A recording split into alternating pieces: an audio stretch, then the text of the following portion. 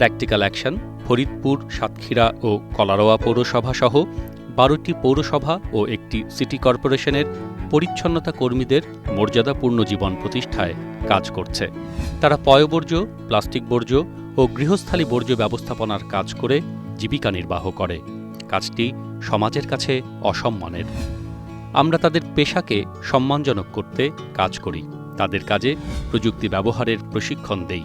একটি সম্মানজনক জীবন ও জীবিকার প্রাথমিক শর্ত হিসেবে তারা সংগঠন গড়ে তুলেছে। ফরিদপুর, সাতক্ষীরা ও কলারোয়া পৌরসভায় তাদের ১৮টি সমবায় সমিতি আছে, যার ৬টি নারী নেতৃত্বে।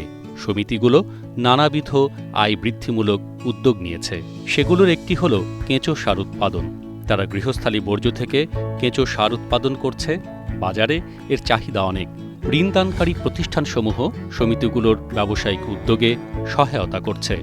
তাদের উদ্যোগ নগরীগুলোকে বাসযোগ্য ও নির্মল করে তুলছে। পরিচ্ছন্নতা কর্মীরাও তাদের আর্থসামাজিক মর্যাদা প্রতিষ্ঠায় সামনে এগিয়ে যাচ্ছে।